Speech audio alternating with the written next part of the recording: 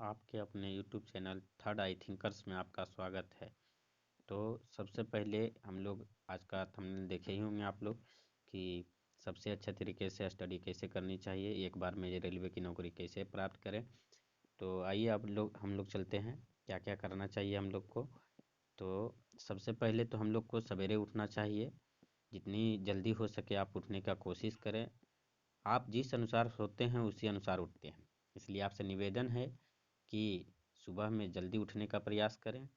दूसरा है कि आप किसी भी शिक्षक का ऑनलाइन यूट्यूब क्लासेस कर सकते हैं, या किसी पुस्तक से भी आप पढ़ सकते हैं करंट अफेयर्स को, और उसे लिखते भी रहना चाहिए, ताकि जो है हमें लिखने से ज़्यादा याद होता है और प्रैक्टिस करने का दोबारा कम से कम ज़रूरत पड़े, क्योंकि लिखने से हमें बहुत ज़्यादा याद होता है। प्रत्येक विषय को पढ़ने के लिए समय निर्धारित करें कि हमें किस समय कौन सा सब्जेक्ट पढ़ना है। इससे हमारा जो सेट प्रैक्टिस होता है वो बेहतर होता है। और अगर आप पहले कभी तैयारी नहीं किए हैं तो सबसे पहले आपको फाउंडेशन बैच करना चाहिए, या फिर सभी विषयों का चैप्टर वाइज अध्ययन करना चाहिए। उसके बाद हम लोग जो है सेट प्रैक्टिस करेंगे। सेट प्रैक्टिस करने के दौरान इस बात का ध्यान रखेंगे कि प्रारंभ में आप सभी सवालों का जवाब देने का कोशिश सटीक सटीक करेंगे। जो सवाल आपको नहीं आएंगे तुक्का मारने का प्रयास नहीं करेंगे।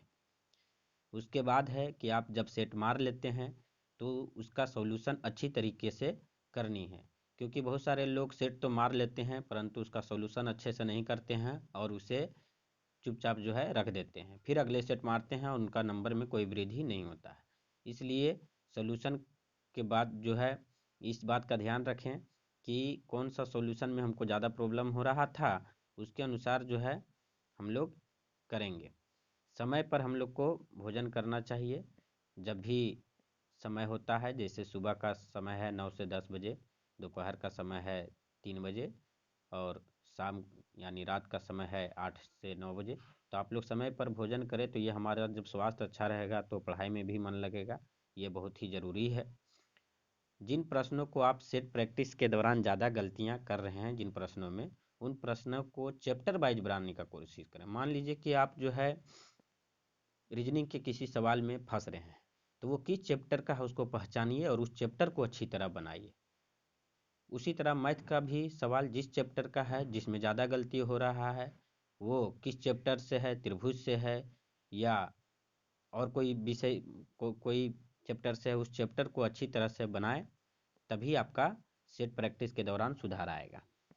उसके बाद है कि जो भी आप दिन भर में पढ़ते हैं या सेट मारते हैं या करंट अफेयर्स पढ़ते हैं, उन सब का एक बार रिवीजन बहुत ही आवश्यक होता है, और ये लिखित रूप में होगा तो ज़्यादा बेहतर होगा, और लिखित रूप में ही रिवीजन करनी चाहिए।